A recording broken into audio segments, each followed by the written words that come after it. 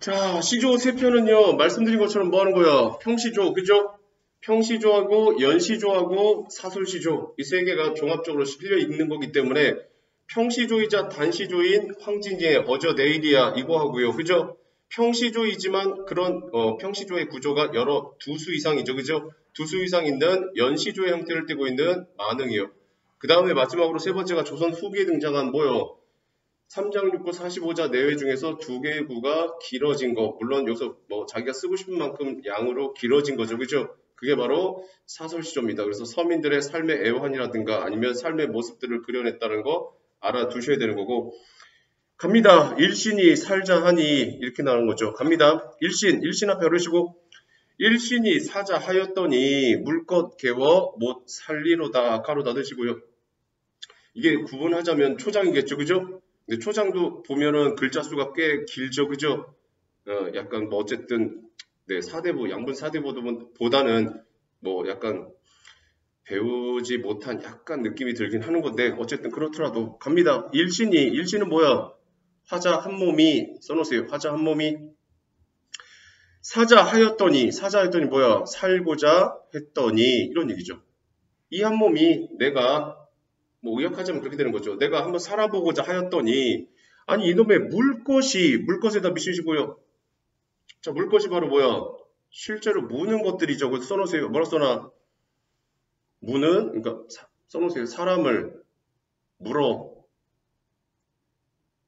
피 빨아먹는 벌레 가로 열고 표면적이라고 쓰세요. 표면적으로는 진짜 무는 것들이에요. 뭐 모기 같은 것들이라 기타 등등이 나오는 거죠. 꿀맛 찍고요. 하지만 이면이 있죠. 써놓으세요. 백성들을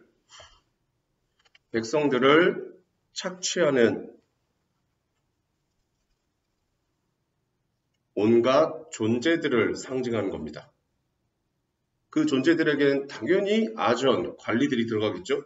뭐 관리들만 들어가는 게 아니겠죠. 그 당시에도 뭐 사채업자라든가 깍쟁이피라고 그래가지고 뭐에 흔히 양아치라든가 이런 사람들도 있었을 수 있으니까. 아시겠죠? 자, 물것, 개워는 뭐야?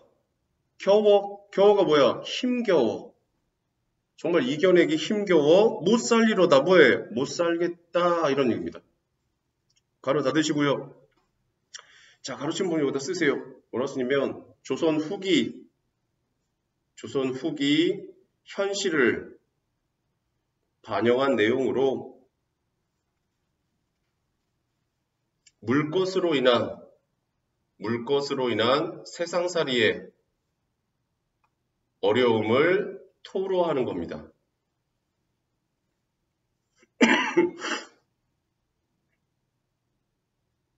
이거는요, 내가 봤을 때는 조선 후기 사회상이긴 맞는데 꼭 조선 후기만 되는 건 아니죠. 언제도. 지금도죠. 지금 뭔가 달라? 착각하는 거죠. 지금도 별거 다른 건 없어요. 다만 약간 합법적으로 뺏어갔을 뿐이죠. 지금도 니네가 말한 것처럼 사회 나간다고 생각해봐. 대학 졸업하죠? 취직하죠? 취직하고 난 다음에 부모님의 도움이 없다면 니네 뭐 하겠어? 아니 학비야 뭐 학자금 대출 만약에 진짜로 넉넉한 집안이라면 뭐 학비라든가 이런 거 다 뒷받침 해주겠지. 그런데 그럴 능력이 안 되면 뭐 하겠어? 대학을 졸업해야 되고 등록금을 얻고 그럼 뭐해? 대출 받아야지. 그럼 학자금 대출 받죠? 졸업하고 난 다음에 취직했는데 단번에 취직 안 하거나 아니면 뭐해? 취업준비생으로 빠져가지고 1년이나 2년의 세월을 또 준비하는데 돈이 들어간다고 생각해봐. 그거야 뭐 그렇지 알바에 가서 다 때운다고 해도 그렇죠. 취직하고 난 다음 뭐 하겠어? 첫 직장이잖아. 그럼 뭐해? 나름 옷도 갖춰 입어야 되는 거고 신발도 사야 되는 거고 뭐 남자든 여자든 어쨌든 구색을 맞춰야 되는 건데 그거 다 뭐 하겠어? 부모님의 지원이 없다면 당연히 자기 힘으로 해야 되는데 힘이 없잖아. 그럼 뭐 하겠어? 빚을 내야죠. 카드 첫 월급 타면 뭐 하겠어? 이게 그 내용이에요. 이게 첫 월급 탔다고 생각해봐. 야 드디어 한 달 됐어. 내가 되게 고생해서 한 달 돼서 월급을 딱 탔어. 예를 들면 200만 원 탔어. 그 200만 원을 온전히 다 내 거야? 아니죠. 제일 먼저 누가 뺏어가? 통신사? 핸드폰비 내셔야죠. 무는 거지 이게. 이해가? 또 학자금 대출 갚으셔야죠. 이자 플러스 원금 또 뺏어가죠. 또 부모님하고 같이 산다면 그나마 다행이지만 혼자 독립해서 뭐 따로 다른 데 가서 산다면 뭐 하겠어? 월세 내셔야죠. 월세 뺏어가겠죠. 관리비 내야죠. 관리비 뺏어가겠죠. 교통비 가져갔잖아요. 교통비 빼야죠. 식대, 카드, 먹느냐고 쓴 거 한 달 비용 또 빼셔야죠. 그래서 뭐해? 첫 월급이니까 엄마 아빠 선물 사주려고 뭐해? 빼놓고 하니까 거의 남는 게 없죠. 그럼 뭐해? 그 다음 달 또 카드 긁어야죠. 여기서 말하는 조선 후기에 뭐해? 한번 살아보고자 했더니 물 것들이 많아서 못 살겠다라는 게 이 당시만 해당하는 게 아니라 지금도 사실은 뭐해? 물론 넉넉하다면 뭐 할 말 없고 그렇지 않다면 뭐 하는 거야? 지금도 별반 다른 건 없어요. 그거 생각하시면 이 작품이 얼마나 그래도 현실적인가라는 게 와닿는 거죠. 갑니다. 비파 앞에 놓으시고요. 비파서부터 거기 어려워해라까지 가로 닫으세요. 딱 봐도 중장이죠. 그죠? 중장이 밑에서 두 번째 줄 어려워해라. 굉장히 길죠? 사설시조의 특징입니다. 다시 갑니다. 비파에다 밑줄주시고요. 자, 비파는 돌피 껍질이라고 써놓으세요. 돌피 껍질. 겉은에다 밑주시고요. 겉은이 뭐야? 같은. 직위법이죠? 뭐뭐 같은 이런 얘기예요. 비나사키 밑주시고요. 비나사키가 뭐야? 빈대입니다. 빈대 새끼. 흔히 빈대 잡으려다 초려상간 다 태운다 이런 말 있죠. 그죠? 벼룩 같은 거라고 생각하시면 돼요. 또 사령 같은 사령에다 밑주시고요. 사령은 뭐요? 관아에 심부름하던 사람입니다. 예를 들면 뭐해? 저놈을 잡아들여라! 그러면 네 하고 심부름하는 애들. 그런 게 사령이에요. 사령 겉은 또 역시 겉은이죠. 그죠? 같은이에요. 유사한 통사구조 이런 거 보셔야죠. 같은 뭐에? 등에다 밑주시고요. 자, 등에도 그냥 써놓으세요. 파리보다 조금 큰 벌레로 파리보다 조금 큰 벌레로 사람과 동물의 피를 빨아먹음. 전부 다 나열하고 있는 거예요. 무는 것들의 나열이죠. 그런데 그걸 갖다가 뭐 한다는 거야? 빗대고 있는 거죠. 그 다음 어이, 갈따기, 삼이야기, 샘바퀴, 누름바퀴라고 나왔죠. 어이, 갈따기에다 밑주시고요. 갈따기는 뭐야 원래? 이거는 이호석의 뭐에 메밀꽃 필무렵에도 나오죠. 뭐야? 각따귀입니다. 써놓으세요. 각따귀, 각다귀. 콤마 찍고요. 모기와 비슷한 크기의 벌레로 사람의 피를 빨아먹음.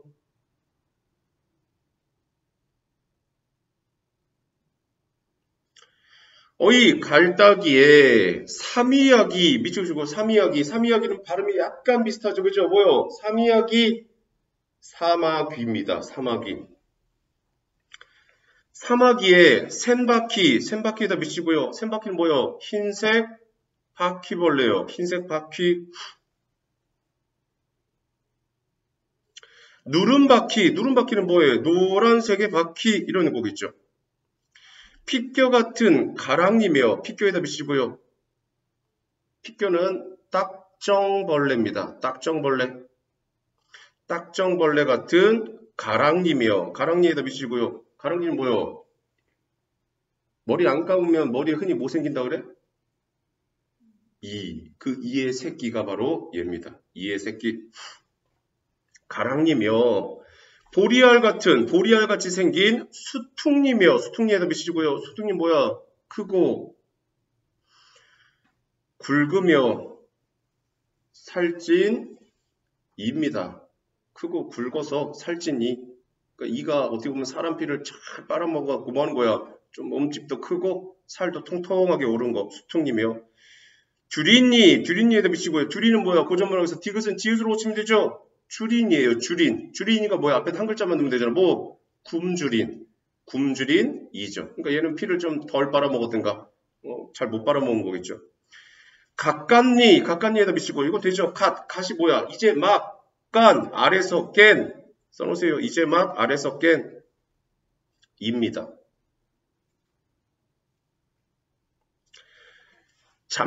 벼룩 아시죠? 벼룩, 띠는 뭐 이렇게 피 빨아먹는 얘도, 그죠? 작은 벼룩이며, 외벼룩, 미치시고요. 외벼룩이 뭐야? 외가. 이 외자가 바로 어디요? 일본이죠? 일본을 외놈이라고 말하는 거죠. 그죠? 이 외자가 바로 뭐야? 외소할 외자입니다. 아시겠죠? 그러니까 외소한 벼룩 이런 뜻입니다. 외소한 벼룩. 뛰는 놈, 기는 놈의 다리 기다란 뭐에 모기에다가 부리에다가 뾰족한 모기, 모기 열거한 거죠. 살띠는 뭐야? 국영아 이전 단계잖아. 디귿은 지읒으로 고치는 거라니까 살찐이에요. 살이 찐 모기에 여윈은 뭐야? 야위다 이런 얘기죠. 야윈 모기. 그러니까 모기도 뭐 피를 많이 빨아보면 좀 약간 퉁퉁한 모기가 있고 하루살이처럼 뭐 하는 거야? 피를 잘 못 빨면 좀 약간 슬림한 모기도 있다는 거죠. 그리마에다 미치고요.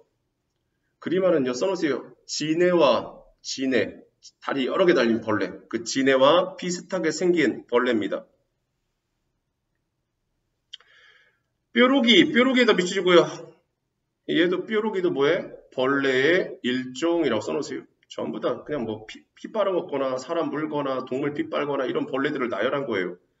심한 당비루에다 미치고요. 당비루는 뭐요? 피부병의 일종입니다. 하도 이것저것이 와서 물다 보니까 몸이 뻘개지면서 가렵고 막 긁다 보니까 뭐해? 피부가 트러블이 엄청나게 일어나는 거죠. 더 어려워해라 미치고요. 더 어렵다는 게 무슨 말이야? 써놓으세요. 더 이상 견디기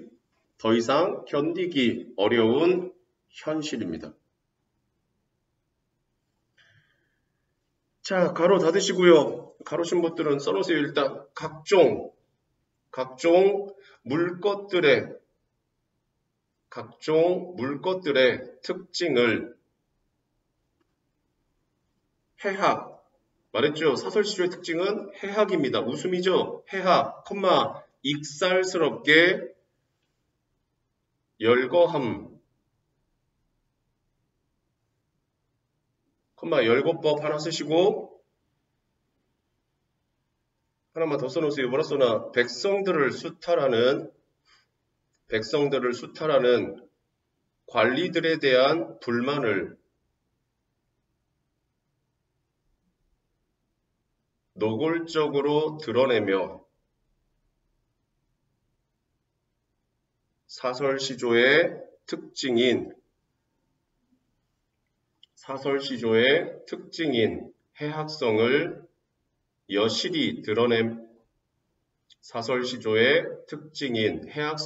여실히 드러내는 거죠. 커마치코에 하나 더 써야죠. 뭐 써야 돼? 유사한 통사구조의 반복. 열거법은 당연한 거고요. 유사한 통사구조의 반복. 선 하나 찍으시고 운율감, 대구법.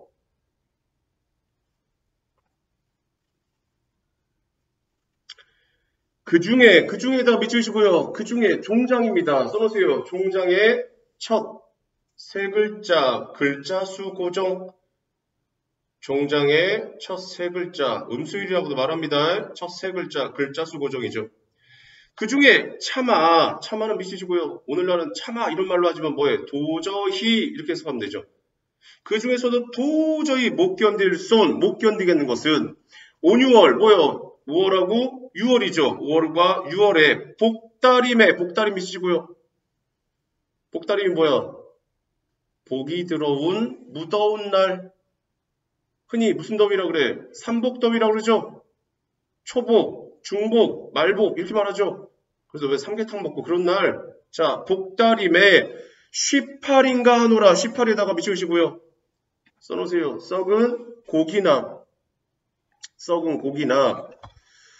동물에게 기생하는 해충이라고 써놓으세요.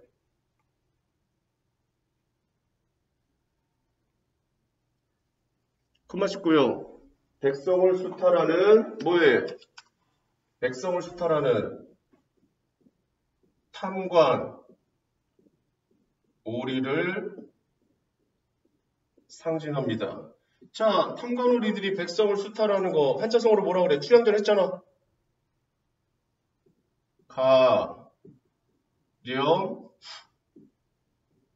가렴 죽으죠. 아셔야 됩니다. 그 다음에 누누이 말하지만 이 백성을 수탈하는 작품들이 말한 것처럼 뭐해? 뭐 있어? 정약용이요. 정약용에 뭐 있어? 고시팔이요. 고시팔. 아셔야죠? 고시팔에 보면 뭐 나와? 약자가, 요거 약자라고 합시다. 약자하고 탐관오리 이렇게 나누면 약자가 누구였어? 제비였죠? 그죠? 강자가 누구였어? 뱀 또는 황새 얘네들이 등장하죠. 아시겠죠? 지금 여기서 말하는 건 바로 얘네들이겠죠. 얘네들. 또 뭐 있어? 정약용 뭐 고시팔도 있고요. 그 다음에 김창엽이죠. 그죠?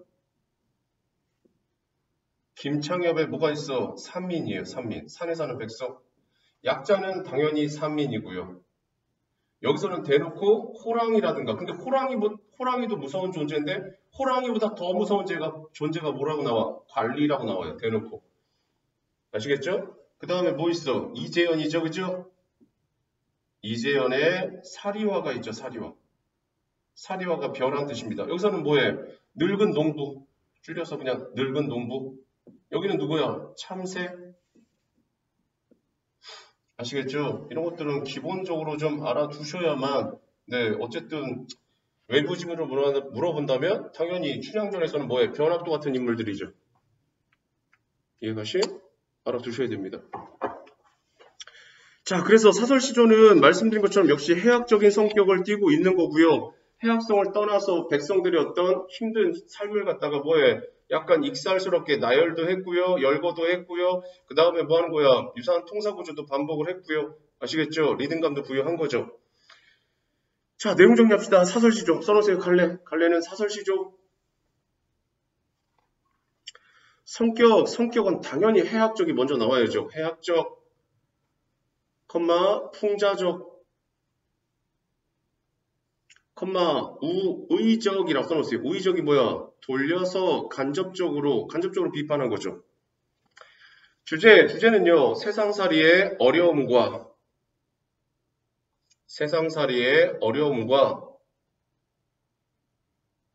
가렴주구를 일삼는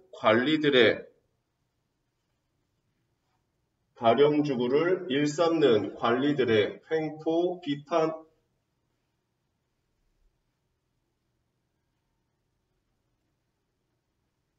자, 밑에다가 특징 써놓으세요. 뭐라 써놔? 생활 주변에 다양한 물것들을 열거, 예시로 표현.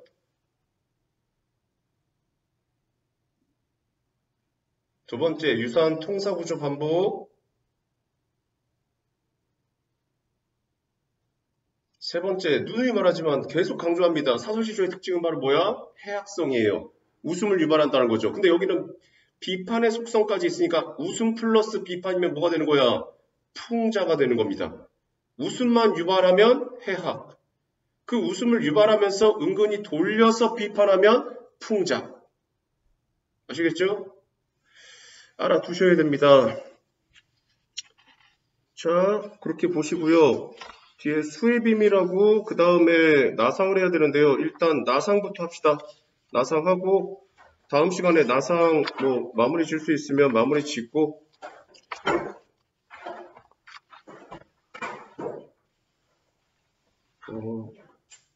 그래 다 하나씩 던지는 거죠. 뭐 던지다 보면 뭐 노란색 책도 바닥에서 버리시고 네. 갑니다. 이호철의 나상이죠.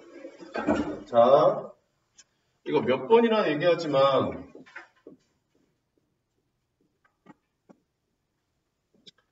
자, 이호철의 나상인데요. 이호철은 생각보다 유명한 사람입니다.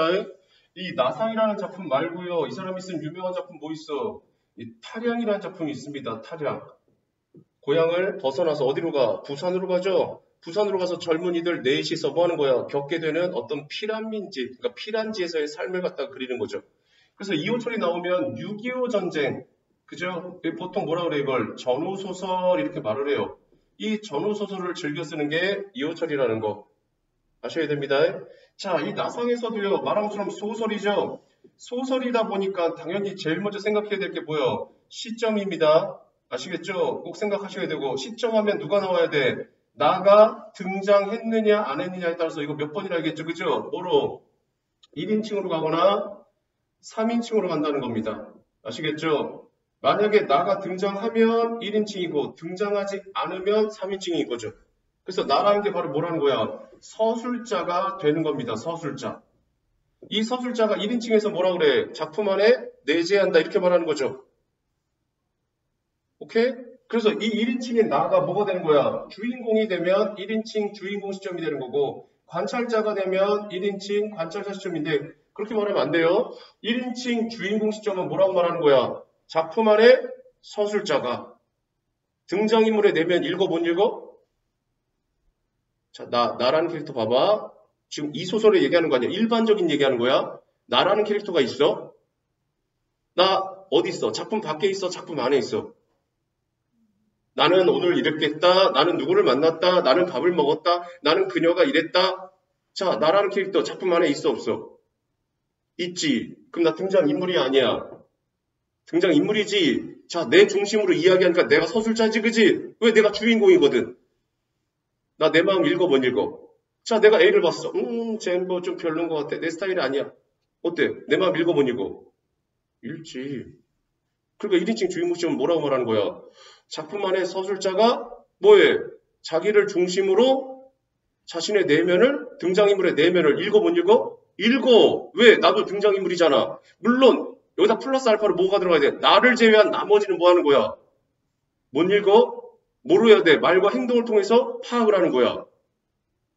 이해가 심? 하지만 나라는 캐릭터도 작품 안에 등장하는 인물이라고. 그러니까 나는 읽잖아. 나를 제외한 나머지를 못 읽어서 그런 거지. 말귀를 정확하게 알아들어야 돼. 이해가 심? 1인칭 관찰자 시점은 뭐라고 말하는 거야? 작품 안에 서술자가 뭐 하는 거야? 중심 인물을 행동과 말을 갖다가 관찰하여서 써내려가는 거지. 이때도 뭐 한다는 거야? 자신의 내면을 말할 수는 있어. 그잖아. 내가 보기에 저 사람 미친 사람 같은데 알고 봤더니 그런 사람이 아니네? 내면 얘기할 수 있지. 자, 3인칭에는 뭐가 있는 거야? 말한 것처럼 3인칭 관찰자가 있고 3인칭 전지적 작가 시점이 있는 거지. 3인칭 관찰자는 똑같아. 뭐가 똑같아? 관찰자라는 건 똑같이. 다만 뭐라 그래? 작품 안에 서술자가 아니라 뭐라 그래? 작품 밖에 서술자가. 작품 안에 등장인물의 말과 행동을 통해서 있는 그대로 약간은 객관적이면서도 주관적인 면도 있을 수도 있지만 어쨌든 써내려가는 거고. 그 다음에 전지적 작가 시점은 뭐야? 작품 밖의 서술자가 모든 사실을 알고 뭐해? 그 내용을 갖다가 심리라든가 과거, 현재, 미래의 사건을 모두 언급하는 거. 이게 전지적 작가 시점이지. 이해가 심? 알아두셔야 되는 거고. 듣고 있는 거지. 그 다음에 작품의 접근 방식도 알지? 작품의 접근 방식 뭐 있어? 예를 들면 이 작품에서 써먹을 수 있는 거지. 자, 이게 작품이라고 생각해봐. 작품 안에 뭐가 있어? 화자라고 말할 수도 있고 서술자가 말할 수도 있고 듣고 있는 청자가 등장하겠지. 그지? 그래놓고 여기다가 A 해놓고 뭐라 그래? A를. 작품 안에 있는 거다. 그래서 내재적 관점이라고 말하지. 같은 말로 뭐라 그래? 절대론적 관점 이렇게 말해. 그럼 이게 뭡니까? 그러면 이건 오로지 뭐가 있어야 돼? 작품 안에 있는 내용만 이야기해야 된다고. 그럼 작품 안에 뭐가 있는데? 말한 것처럼 구성이라든가 표현 방식, 줄여서 표현 방식 또는 등장인물 또는 뭐에 줄거리 뭐 이런 것들, 특징 이런 얘기하는 거지. 이해가 시? 이게 내재적 관점이라고. 그럼 작품 밖에 있는 것도 있습니까? 그러면 작가는 뭐해? 작품에다가 자기가 쓰면서 뭐 하는 거야? 자신의 생각을 집어넣길 바라지. 그래서 이걸 뭐라 그래? 자기의 뜻을 표현한다. 그래서 뭐라 그래? 표현론적 관점이라 그래. 그래서 이 표현론적 관점이 나오려면 뭐 해야 돼? 작가의 뭐가 등장해? 의식이라든가 가치관이라든가 삶의 태도가 이 작품에 뭐에 들어가는 거지. 그럼 이 작품을 통해서 뭐 하는 거야? 작가는 뭔가 이런 것들을 드러내고 싶었나 봐. 이런 식으로 이야기하는 게 표현론이라고. 또 하나 뭐가 있어? 여기다 쓸게. 시대지. 시대는 뭐 하는 거야? 시라고 해갖고 작품에 뭐 하는 거야? 반영되지. 그래서 이걸 뭐라 그래? 반영론. 반영론이 뭡니까? 하면 당시 뭐에? 시대상을 갖다가 뭐에? 이입시키는 거, 집어넣는 거. 이게 바로 반영론이지. 특히 이호철의 나상에서는 반영론이 핵심이지. 왜? 6.25 전쟁이잖아. 얘가 듣고 계시?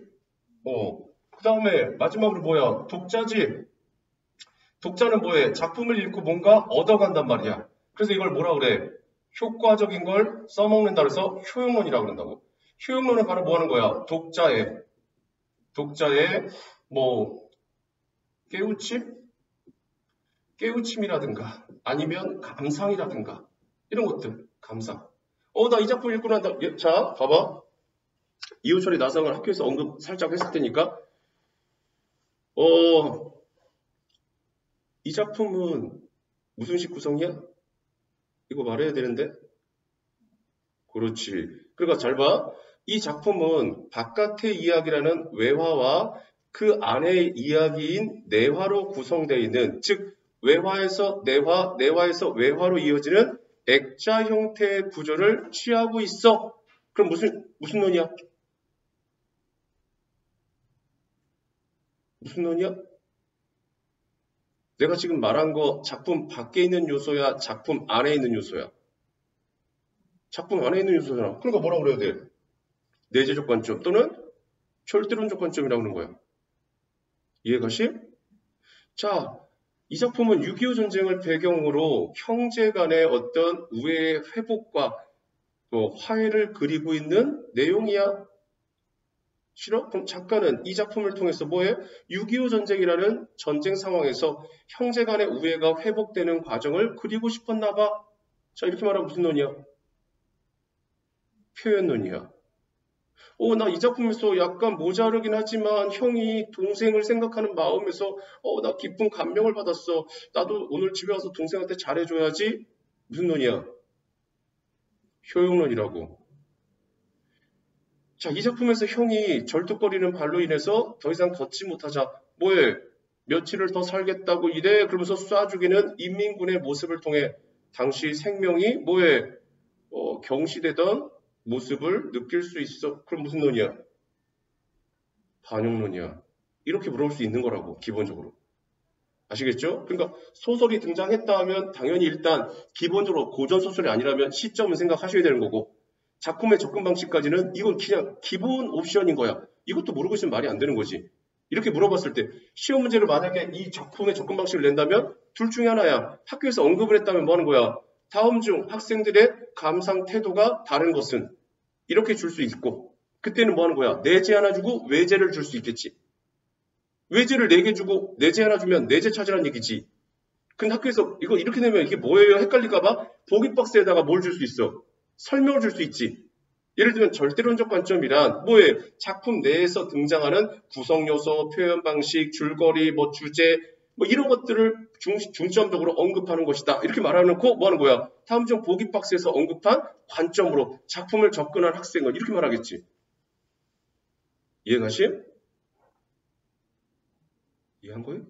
오케이. 이렇게 물어볼 수 있다고. 그 다음에 누님이 말하지만 이거는 그냥 기본이야. 시점을 1인칭 알지? 1학년 때도 그렇게 안 내. 1인칭 주인공 이렇게 완짜지 안 내. 작품 안에 서술자, 작품 밖에 서술자. 아시겠죠? 감안하시고 갑니다. 액자소설이라는 거 알아두셔야 되는 거고, 액자소설은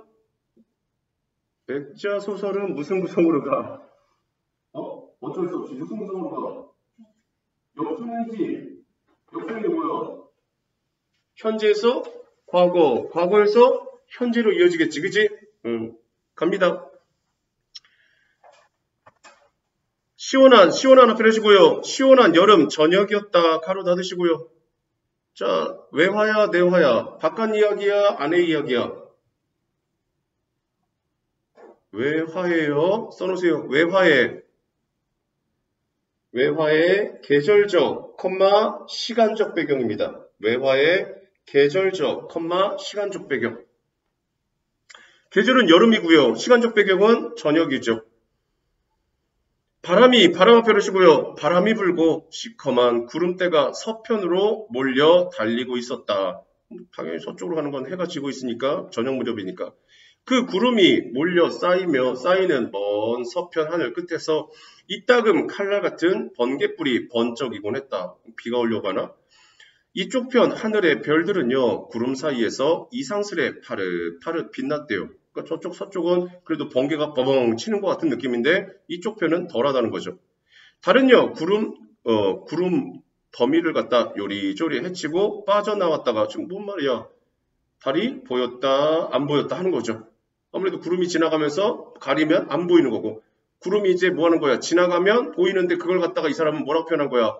빠져나왔다. 뭐 이런 식으로 얘기하는 거죠. 새로 몰려오는 구름 더미에 애처롭게도 휘감기곤 했다. 누가? 뭐가? 말하면 그냥 읽으면 안 되지. 달이지?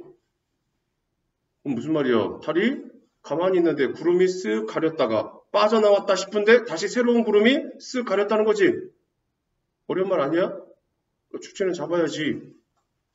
집집이 지붕들은요, 깊숙하고도 싸늘한 빛으로 물들고 대기에는 차가운 물기가 돌았답니다. 가로다 주시고요. 대기에 차가운 물기가 돌았다는 건 뭐 하는 거야? 어쨌든 뭔가 습도가 좀 높았다는 거죠. 비가 올려는지 모르겠지만 가로시면 써놓으세요. 뭐라 써나?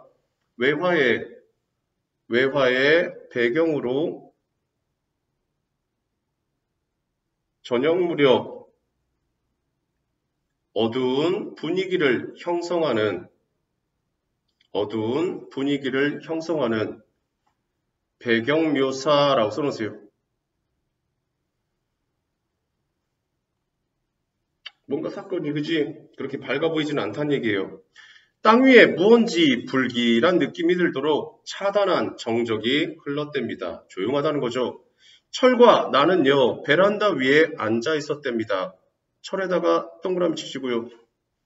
나에다가 동그라미 치시고요.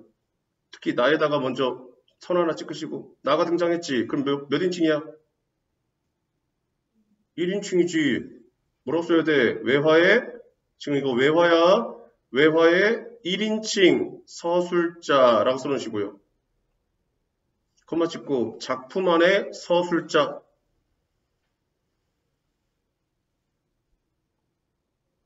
자, 문제는 이 나가 뭐해? 주인공이냐 아니면 관찰자냐지, 그지? 근데 앞에 캐릭터가 누구야? 철이 등장했잖아, 그지? 그러니까 철이 물론 둘 다 주인공일 수도 있어. 아니면 철이 주인공일 수도 있어. 아니면 자기가 주인공이고 뭐하는 거 자기 혼자 주인공이고 철은 뭐해? 보조적 인물일 수 있겠지, 그지? 자, 말해봐. 학교에서 배웠으니까 누가 주인공이야? 둘 다야? 어느 한쪽이야? 철. 그럼 무슨 시점이 되는 거예요? 1인칭 관찰자 시점이 되는 거예요. 코마 찍고 써놓으세요. 1인칭 관찰자 시점.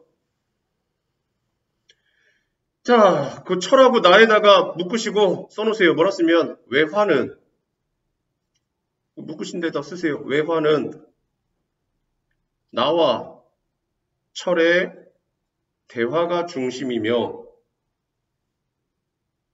외화는 나와 철의 대화가 중심이며 내화는 철이 들려주는 포로 형제 이야기가 중심임.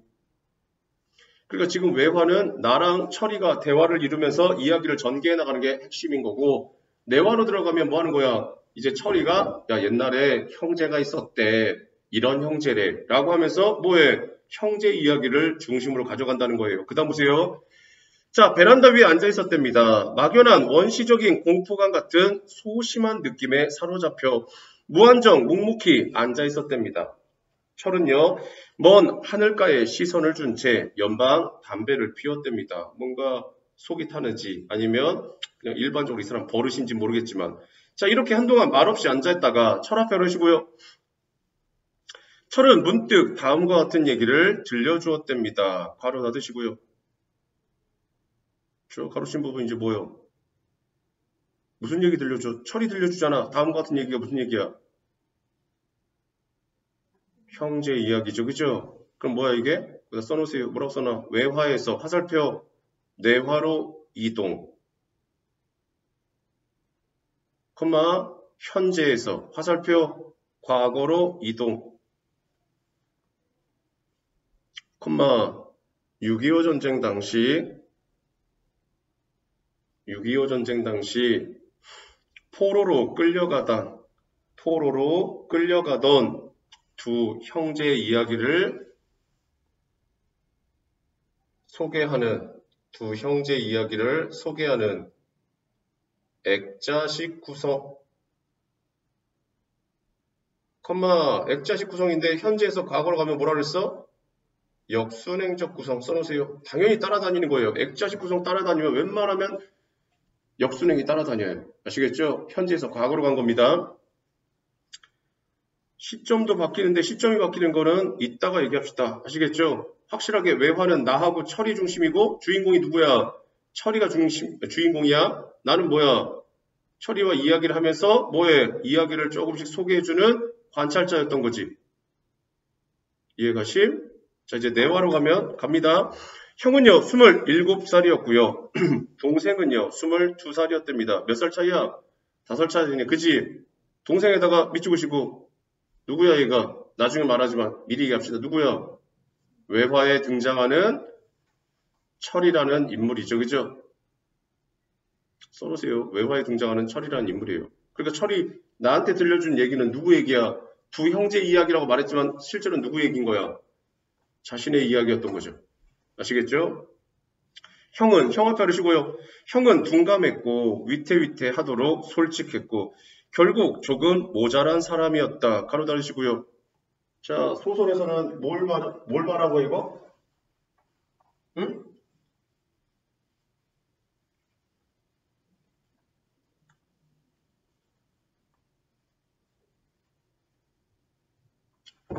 자, 써놓으세요. 소설에서.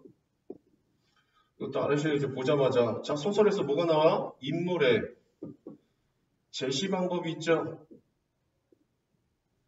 자, 인물을 제시하는 방법은요, 크게 두 가지입니다. 첫 번째는 뭐야? 직접 제시해 주는 거죠. 자, 두 번째는 무슨 제시야? 간접 제시라고 말합니다.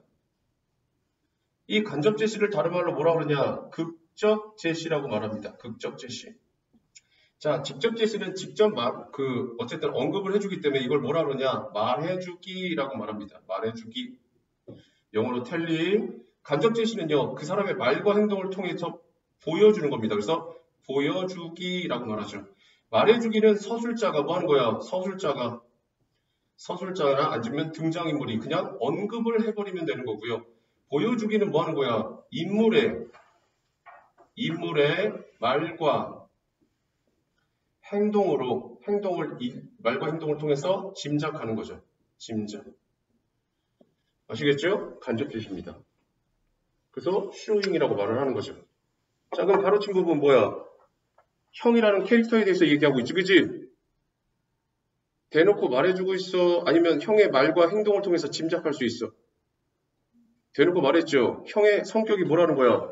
둔감하다는 거, 솔직하다는 거, 모자란 사람이라고 대놓고 말하고 있지, 그지? 맞잖아. 그러니까 가로치면 뭐라 써야 돼? 형이라는 인물의 성격을 직접 제시함이라 써놓으세요. 직접 제시. 이런 건 볼 줄 알아야죠. 해방 이듬해 38선을 넘어올 때, 미치시고요. 해방 이듬해 38선을 넘어올 때 뭐라고 써야 돼? 내화의 시간적 배경이라 써놓으세요. 뭐 시대적 배경이라도 상관없고요. 물론 1차적인 거죠. 뒤로 계속 벌어집니다. 모두 긴장해서 숨도 제대로 쉬지 못하는 판에, 그죠? 긴장감이 올라가는 거죠. 큰 소리로 야 그러시고요. 야, 이게 바로 그 38선이구나. 이야, 가로다리시고요. 누구의 대사야? 형의 대사죠, 그죠? 이걸 통해서 뭘 할 수 있어? 앞에 실러야지. 생각만 하지 말고, 쓰려고 하지 말고, 이걸 통해서 뭘 할 수 있어? 에이, 앞에 있잖아. 뭐, 형의 성격이 뭐라 그랬어? 앞에서 말한 것처럼 둔감하고 솔직하고 모자라다는 거지, 그지? 그걸 보여주는 뭐에 일예를 소개한 거야. 자, 가로친 거다 써놔. 뭐라 써놔? 형의 둔감하고 솔직하고 순수하고 모자란 성격을 보여주는 예라고 써놓으세요. 콤마 찍고 뭐라고 써야 돼? 38선을 넘는 긴장된 상황에서도 38선을 넘는 긴장된 상황에서도 눈치 없이 행동. 남들은 조용히 숨죽이면서 뭐 하는 거야? 야, 잘못 걸리면 우리 진짜 감옥에 끌려가, 수용소로 끌려가, 이런 상황인데 뭐 하는 거야? 이야, 여기가 38선이구나, 야, 이러고 있는 거죠. 아시겠죠? 자, 일에 나서 일행 모두의 간담을 서늘하게 한 일이 있었다. 역시 뭐 하는 거야? 형에 대한 하나의 예를 소개해주고 있는 거죠. 맞잖아. 그죠? 아버지는요, 그때도 형을 쥐어박았대요. 형은 엉엉 울었고, 어머니도 찔끔찔끔 울었대요. 밑줄 보세요. 어머니도 찔끔찔끔 울었다. 엄마 왜 울어? 엄마도 맞았어? 아니잖아. 아버지가 때린 건 누구야? 형이잖아. 형이 운 거는 왜 울고 있어? 형 몇 살이었지? 27이잖아. 27이 아버지가 뭐해? 이놈의 새끼, 눈치 없이 지금 나한테 때렸다고 울어. 왜? 모자라니까. 그건 짐작할 수 있는 거잖아. 그지? 나이만 27이지 정신연령은 뭐 하는 거야? 초딩 정도는 하는 거지. 그지? 하지만 엄마가 왜 우는 게가 문제지. 그지? 왜 울겠어? 당연히 형 때문이겠죠. 써놓으세요. 뭐라 써놔? 모자란 형을 바라보는 안타까운 어머니의 시선. 엄마 입장에서는 모자란 것도 뭐해? 아쉽지, 안쓰럽지, 그지? 그잖아. 본인이 낳은 자식인데, 눈치 없는 거야. 그냥 어떡하겠어. 물론 엄마도 좀 불만일 수도 있겠지. 하지만 뭐 하는 거야? 때리고 또 우는 거 보니까 뭐 하는 거야? 안 됐지. 아시겠죠? 그런 심정입니다. 아버지 앞에 그러시고요. 아버지는 애초부터 이 형을 단념하고 있었고, 단념하고 싶다는 건 뭐야? 뭘 단념해? 사람 되긴 글렀다는 거죠. 27살이 아니라 37살이 돼도 뭐 하는 거야? 나이 값하긴 글렀다고 생각한 거예요. 어떻게 보면 아버지가 뭐 현실적이지. 어머니는 불쌍해서 이따금씩 찔끔거리곤 했다. 그래서 아까 온 거죠. 간호 다 드시고요. 써놓으세요. 뭐라 써놔? 모자란 형을 바라보는 부모님의 상반된 태도. 부모님의 상반된 태도죠. 당연히 아버지는 어떻게 보면 뭐예요? 냉정한 거죠. 단념했으니까. 엄마는 그래도 인정이 있어서 뭐 하는 거야? 조금 측은지심, 측은하게 생각하는 거죠. 어렵지 않아요. 물론 평소에 동생에 대한 형으로서의 채모가 뭐예요? 체면, 내가 5살이 많은 형인데 모자라다 이런 얘기죠. 위신 같은 것도 전혀 신경을 쓰지 않아서 누가? 형이. 엄마 내가 형이야. 나 형 대우해줘. 라고 해야 안 해. 안 한다는 거죠. 이미 철들자부터 형 앞에 어르시고요. 형을 대하는 동생의 눈 언저리와 입가에 쓴 웃음 같은 것이 어리는 것이었다. 그러다 하시고요. 그럼 뭐 했다는 거야? 동생이 입가에 뭐가 있어? 쓴 웃음. 뭐니까? 비웃음이죠. 그죠? 누굴 비우는 거야? 저런 게 내 형이라니 씩 하고 웃는 거죠. 그죠? 자, 가로치면 써놓으세요. 뭐라 써놔? 형을 바라보는 동생의 태도와 인식으로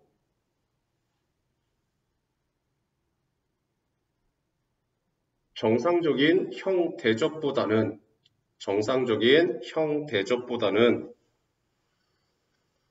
모자라다는 이유로 탐탁하게 여기지 않는 모습,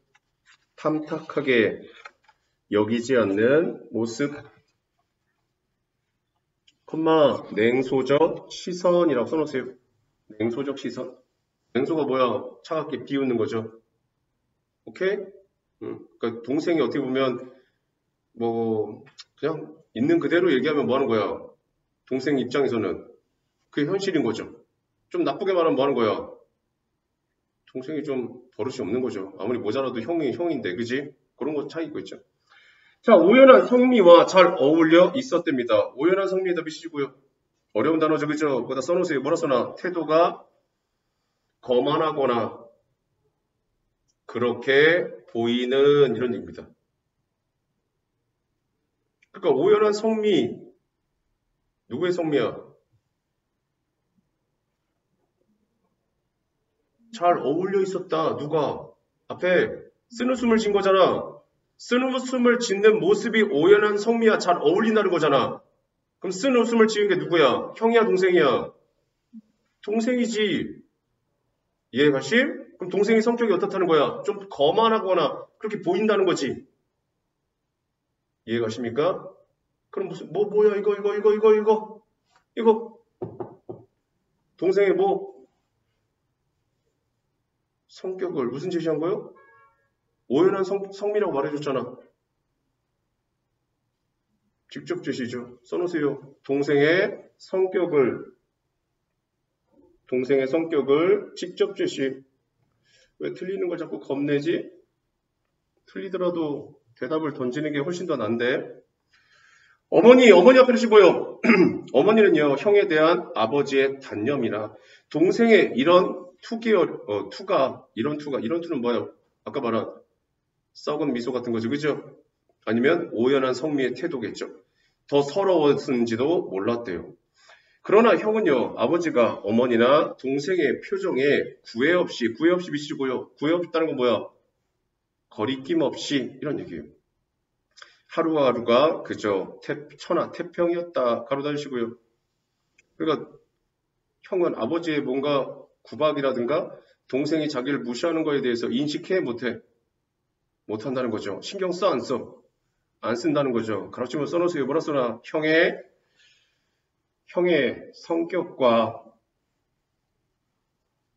형을 대하는 가족들의 태도를 보여줌. 한번 찍고요. 하나 더. 자, 여기까지 봤는데 말했죠. 소설이잖아. 등장인물 체크해야지. 자, 내화에서 등장인물 누구야? 형, 동생, 아버지, 어머니지. 누가 없어? 나가 없지. 맞잖아. 나가 없잖아. 큰 따옴표 안에 있는 나는 아니야. 그건 대화를 하는 방면에서 직접 인용이나 간접 인용 때문에 뭐 하는 거야? 나라고 지칭할 수밖에 없는 상황인 거고, 큰 따옴표를 벗어난 서술 파트에서 나라는 캐릭터가 있어 없어? 없지. 그럼 몇 인칭이야? 3인칭이지. 자, 내면 읽어줬어 안 읽어줬어? 가르친 분 봐봐. 이런 투가 서러웠는지도 몰랐다. 이거는 약간 뭐 하는 거야? 짐작이겠지, 그지? 어머니의 마음을 헤아린 거잖아. 표정에 구애 없이 하루하루가 그저 천하태평이었다. 이건 형의 내면이 아니야. 거기 이런 표정, 동생의 표정에 구애 없다는 거, 거리낌이 없다는 거, 이건 읽어야 돼, 못 읽어야 돼? 뭐지? 거리낌 없이 천하태평이었다. 천하태평인 듯 보였다고 천하태평이었다는 같아 달라. 내면 읽었어 안 읽었어? 읽었지. 자, 가로침물에다 뭐라 써야 돼? 써놔 빨리. 내화는 작품 밖의 서술자인 작가가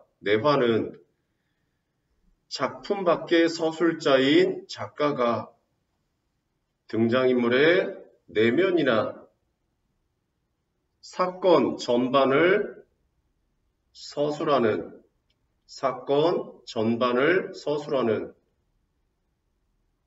전지적 작가 시점입니다.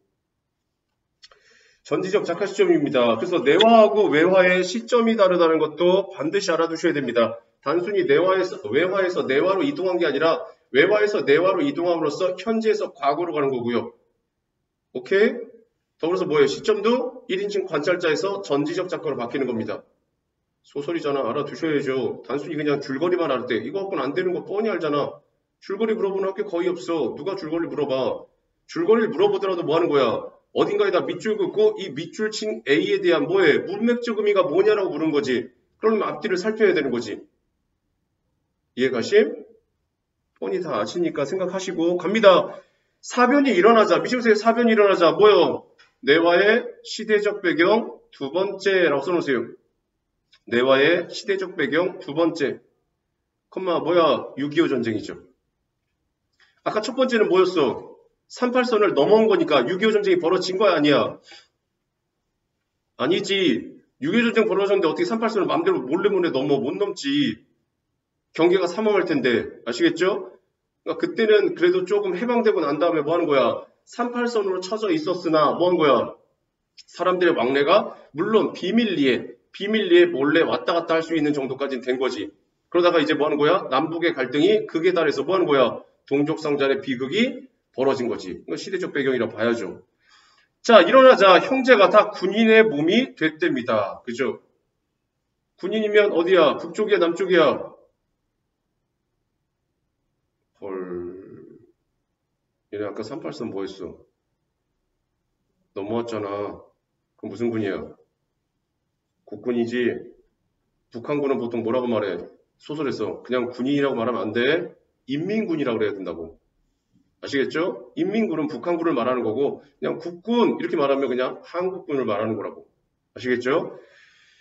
1951년 가을 구체적인 시간적 배경이긴 하죠. 연도가 똑같으니까 구체적이니까 제각기 앞에 그러시고 제각기 북의 포로로 잡혀 북쪽 후방으로 인계되어 가다가 둘은 더럽 만났다 가르치고요. 이건 조금 그지? 고전소설이나 나오는 무슨 성이야? 고전소설이었다면 이건 당연하겠지 그지? 무슨 성이니까? 우연성이니까. 하지만 현대소설에서는 뭐가 있어야 돼? 충분히 일어남직한 성질을 뭐라 그래? 이런 용어는 알아야지. 현실에서 충분히 벌어질 만한 성질, 그걸 뭐라 그래? 개연성 또는 우연성의 반대 뭐야? 필연성이라고 그래야지. 그지? 그래서 가로친 문에다 써놔. 뭐라 써놔? 전쟁 중에 포로가 되어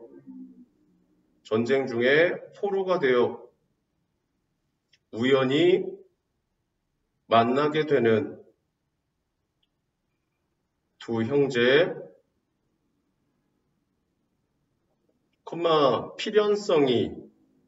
필연성이 부족한 우연적 속성이라고 써놓으세요. 현대소설에서 조금 의미가 떨어지긴 하지만 자, 해가 질 무렵이랍니다. 뭐 시간적 배경이겠죠. 무너진 통천읍 거리에서였답니다. 통천읍에다 미치시고요. 뭐 중요한 거 아니고 써놓으세요. 강원도에 위치한 지역입니다.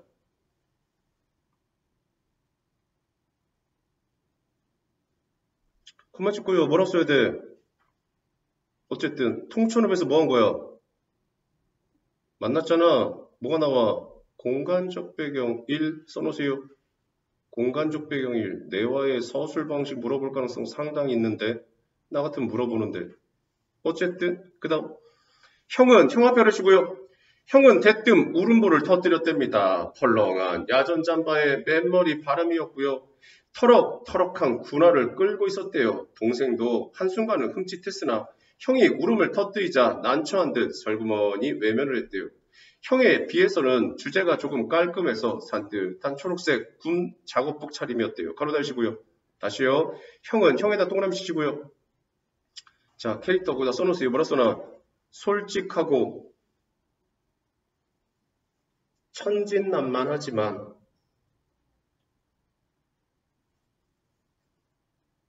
모자라고 어수룩하여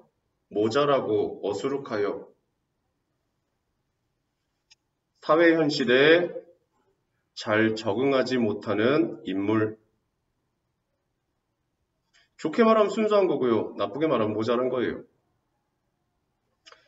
형은 대뜸 울음보를 터뜨렸다. 울음보를 터뜨렸다가 미치시고요. 왜 울음보를 터뜨렸어? 써놓으세요. 포로로 끌려가는 상황에서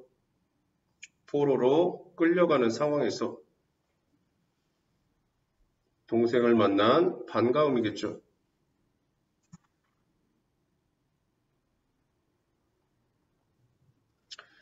펄렁한 야전잠바에 맨머리 바람이었고요. 터럭터럭한 군화를 끌고 있었답니다. 동생도요. 동생에다 동그라미 치시고요.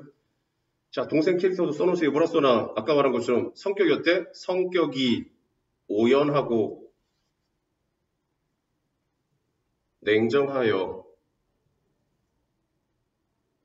모자란 형을 무시하지만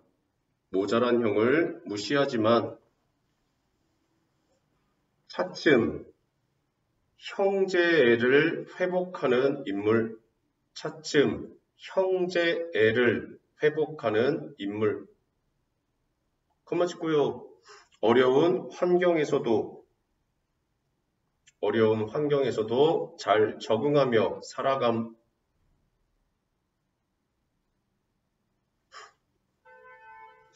동생도 한순간은 흠칫했대요. 한순간 흠칫했다는 건 뭐 하는 거야? 형을 알아본 거겠죠. 그죠? 맞잖아. 형을 알아보니까 한 거죠. 말을 못 하겠고. 형은요, 미치보세요. 울음을 터뜨리자 난처한 듯 슬그머니 외면을 했대요. 미치고요. 자, 이건 뭐 하는 거야? 써놓으세요. 모자란 형을 만나 잠시 반가워했지만, 모자란 형을 만나 잠시 반가워했지만, 어수룩한 울음에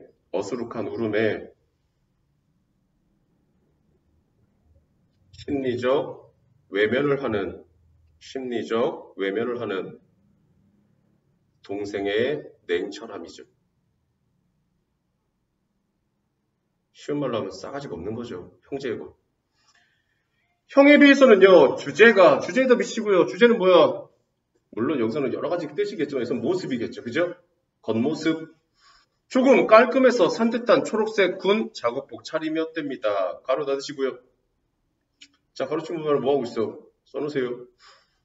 통천에서 우연히 만난 두 형제의 외양과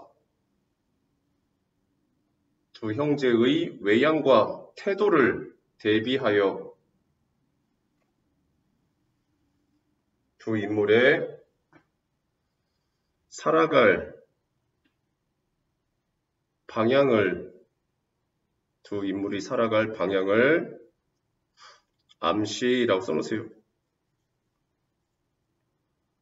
그러니까 형은 어떻게 보면 구질구질해질 거라는 거죠. 그죠? 동생은 깔끔하게 그래도 어쨌든 살아남는 거겠죠. 10월달 밤이라 꽤 선들선들했답니다. 멀리 초1의 달 밑에 태백산 줄기가 서늘히 뻗어 있었대요. 강원도 지역이니까요. 형 앞에 어르시고요. 형은 동생 곁에 누워 자꾸 쿨럭거리기만 했답니다. 가로 닫으시고요. 써놓으세요. 나이와 달리 어른답지 못한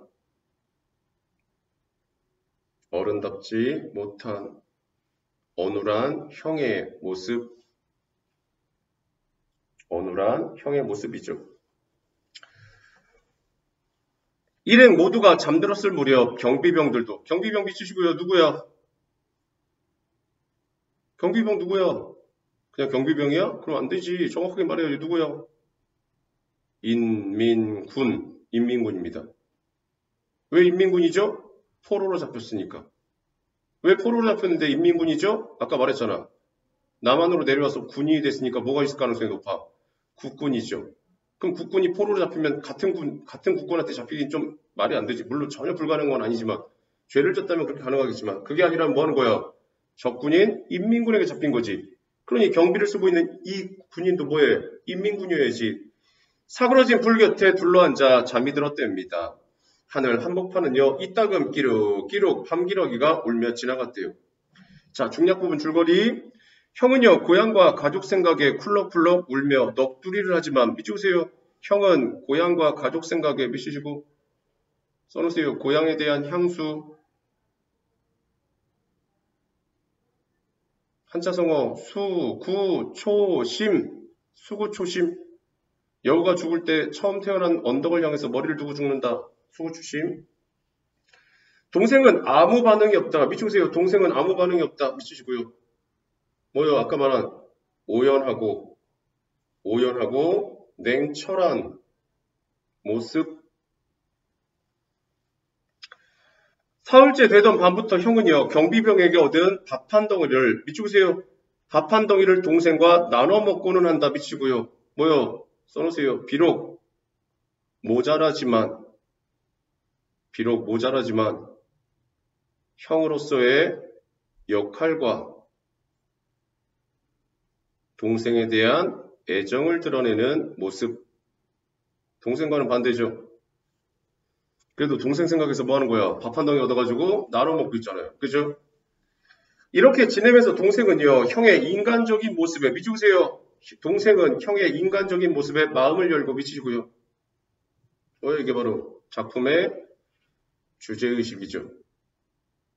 작품의 주제의식, 동족상잔의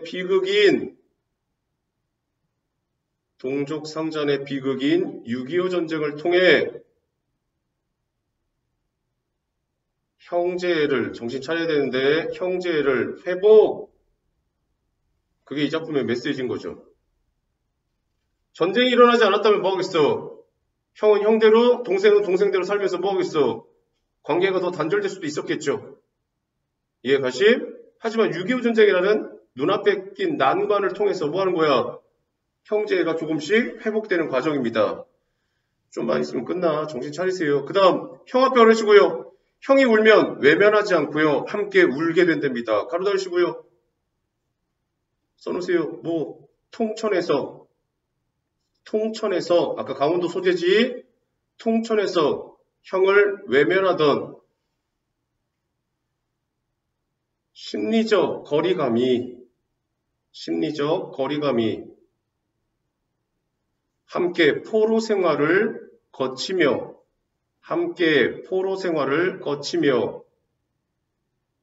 심리적 거리가 가까워진 거죠. 일행이 원산에 다다르자 북의 경비병이 모두 바뀐다. 원산에다가 동그라미 치시고요. 뭐라고 써야 돼? 공간적 배경 두 번째. 다음번에 나오면 그때 가서 씁시다. 뭘 써야죠? 자, 이날 밤의 감시는요, 밤새도록 엄했답니다. 바깥 앞에 오르시고요. 바깥은 첫눈이 흩날리고 있었답니다. 가로 열시고요. 뭐요? 시간의 경과를 반영한 것으로 가을에서 겨울로 옮겨감. 뭐라고 써야 돼? 내화의 서술상 특징. 선화 찍고 뭐라 써야 돼? 시간의 흐름에 따른 서술 방식. 가로 열고 뭐라 그래? 추보식 구성이라고 그래요. 추보식 구성. 추보식이 바로 뭐야? 시간의 흐름에 따른. 아시겠죠? 작품 전체로 보면 무슨 구성이야? 빨리 작품 전체로 보면 역순행이지. 액자식 구성이자 역순행이지. 지금 이거 무슨 파트야? 앞에 철이하고 내가 나누는 시점은 언제야? 현재지. 그럼 이 내화가 현재야? 과거잖아. 현재에서 과거로 갔잖아. 순행은 뭐야? 과거, 현재, 미래 이렇게 가야지 순행이지. 근데 시간을 거스르면 뭐가 되는 거야? 역순행이 되잖아. 작품 전체로 보면 액자식 구성이자 역순행적 구성이지. 하지만 내화만 놓고 보면 이건 말이 달라? 단편적으로 그냥 역순행 이렇게 외우면 큰일 나. 내신이잖아. 말을 바꿀 수 있단 말이야. 작품 전체로 보면 역순행이자 액자식 구성이지만 내화만 놓고 보면 뭐라는 거야? 1951년 6.25 전쟁에서 뭐 하는 거야? 체포를 당하고 난 다음부터 뭐 하는 거야? 어떻게 보면 피난 오고 6.25 전쟁 터지고 51년에 포로가 되고 지금 뭐 하는 거야? 포로로 잡혀가고 있고. 이해가심? 내화는 순행이야. 그걸 알아야지. 구분을 잘해야지. 그 다음 봐. 물론 감시병들의 위에구나. 형은 울음을 그치고 불쑥 야 벼르시고요. 이야 눈이 내린다. 눈이 벌써 겨울이 다 됐네. 가로 열시고요. 이 구절은 사실은 2호철의 타량에도 나와요. 그러니까 이거 약간 좀 비슷하게 울거먹는 게 많아요. 그렇지 뭐 다 써놓으세요. 뭐라고 써놔 역시. 뭐라고 써야 돼? 상황 판단이 덜 되는 형의 천진난만한 성격. 포로가 되어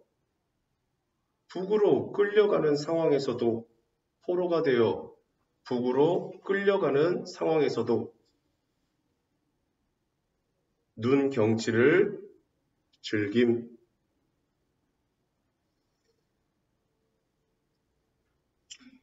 물론 감시병들의 감시가 심하니까 동생의 귀에다가 입을 대지도 않고 이렇게 혼자 소리처럼 짓거렸답니다. 거기 밑줄 보세요. 동생의 귀에다가 입을 대지 않고 이렇게 혼자 소리처럼 짓거렸다. 이걸 통해서 뭘 할 수 있어? 써놓으세요. 형제의 관계가 점점 전였다면 뭐하겠어? 동생이 형이 가까운 걸 외면했겠지, 그지? 꺼져. 그럴 수도 있겠지, 그지? 근데 얘기가 되고 있잖아. 그 다음 봐. 저것 봐. 저기. 에이, 모두 잠만 자고 있네. 동생의 허리를 쿡쿡 찌르기만 하면서 어느새 양덕도 지났다. 양덕에다 동그라미 치시고요. 써놓으세요. 평안남도에 있는 지역입니다. 평안남도에 있는 지역. 콤마 하나 더 써야지. 뭐 써야 돼? 내화의 서술상 특징 두 번째. 선 하나 찍으시고 뭐에 의한 서술이야? 아까는 시간의 순서, 시간의 경과, 시간의 흐름에 따른 순행적 구성이었지. 내화만. 그지? 또 하나 지금 뭐가 보여? 처음에 어디였어? 통천이었지? 통천 다음에 어디로 갔어? 원산. 그 다음에 어디에 지금? 양덕이잖아. 뭐라 해야 돼? 공간적 배경 3, 3이라고 써놓고 뭐라 써야 돼? 또나 내화는 공간의 이동에 따른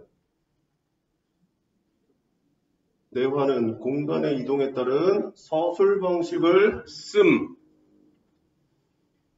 구분하셔야 됩니다. 전체적인 구성 방식하고 내화의 구성 방식이 달라요. 내화는 시간의 흐름에 따른 또는 공간의 이동에 따른 서술 방식을 쓰고 있다고요. 이거 알아야 돼. 여기서 뭐 물어보겠어? 설마 줄거리 물어보겠어? 아니 말잖아. 1학년 때 뭐 줄거리 쭉쭉 물어보디? 아니라고. 소설에서 알아야 되는 건 뭐 하는 거야? 이 소설이 어떻게 써내려갔는지 이 구성 방식을 얘기하면 이거 뭐야? 절대론이잖아. 절대론적 관점에서의 정보를 좀 취해야지. 이해가심? 생각 좀 하시고요. 그 다음 봐. 하루하루는 수월이도 저물어 갔고요. 하늘은 변함없이 푸르렀을 뿐이랍니다. 산도 들판도 눈에 덮여 있었고 경비병들의 겨울 복장을 바라보는 형 앞에 하시고요. 형의 얼굴에는요. 천진한 애들 같은 선망의 표정이 어려있곤 했답니다. 깔아주시고요. 써놓으세요. 형의 순수한 인간성을 암시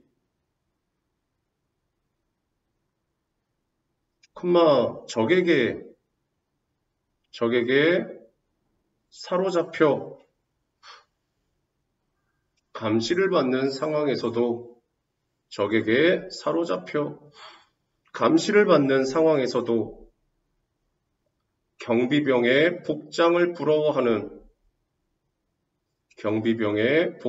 부러워하는 형의 천진난만함이죠. 날로 풀이 죽어갔답니다. 어느 날 밤이었대요. 일행도 경비병들도 모두 잠들었을 무렵이랍니다. 형은요 또 동생의 귀에다 입을 대고 이쯤 앞에 하시고요. 이쯤에 와서 늘 그렇듯 별나게 가라앉은 목소리로 가로다시고요. 써놓으세요. 뭐라 써야 돼? 형의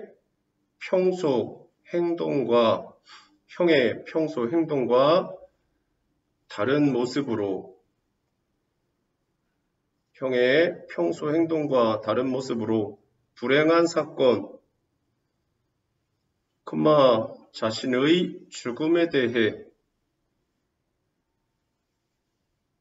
자신의 죽음에 대해 느끼는 상황입니다.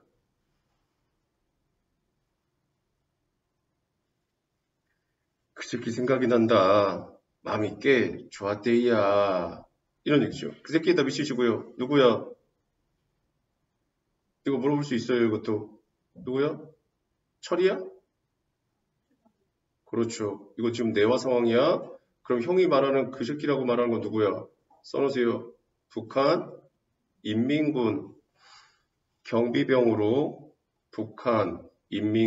경비병으로 형에게 밥 한 덩이를 주던 인물입니다.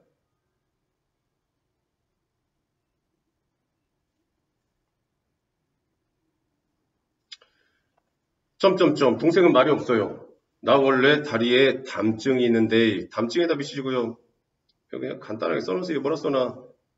써놓으세요. 몸에 분비액이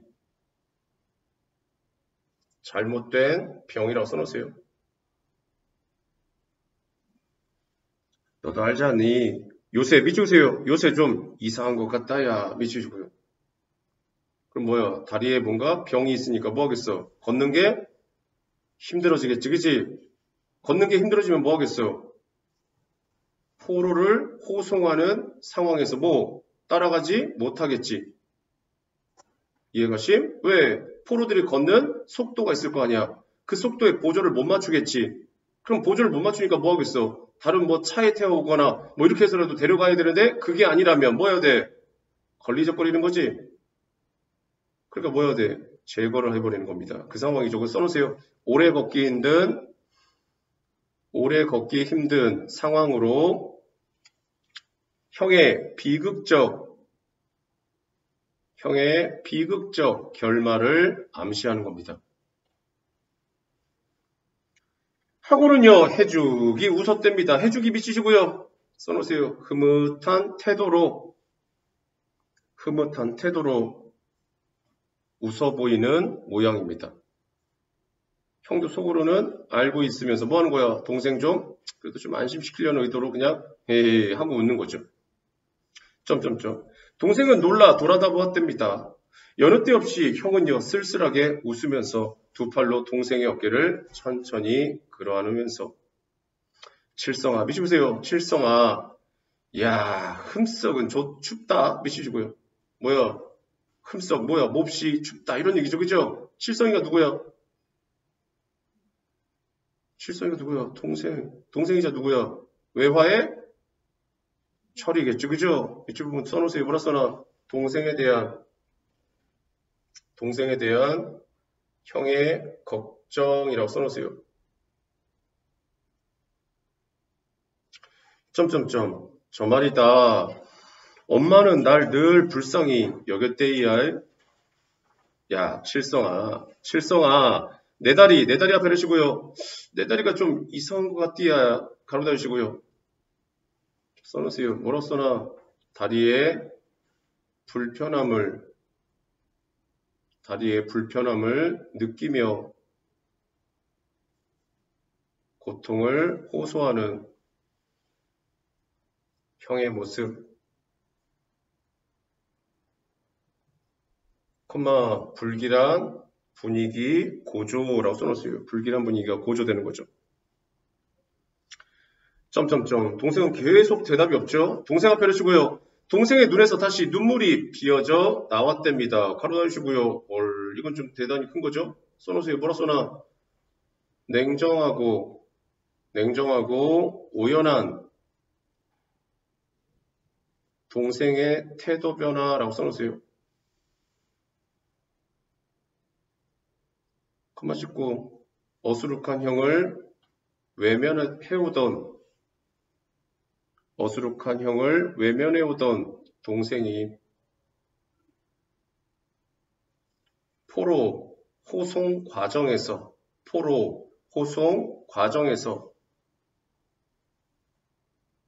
형의 진정성을 깨닫고 심리적 거리가 가까워짐.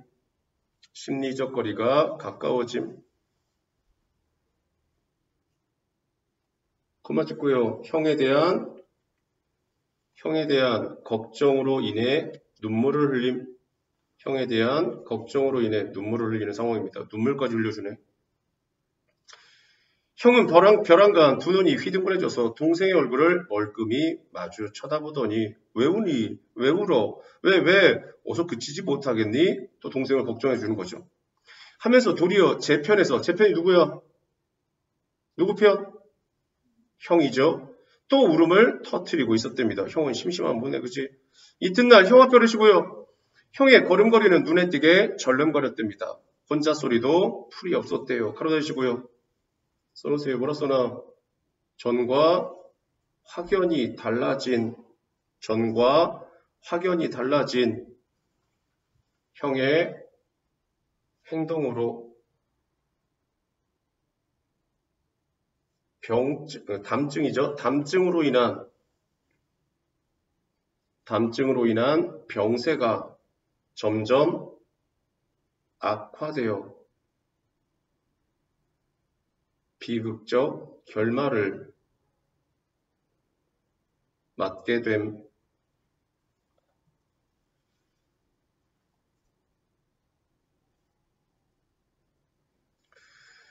그런 얘기입니다. 별로 어려운 얘기는 아니고요. 뭐 내용 속으로도 그죠?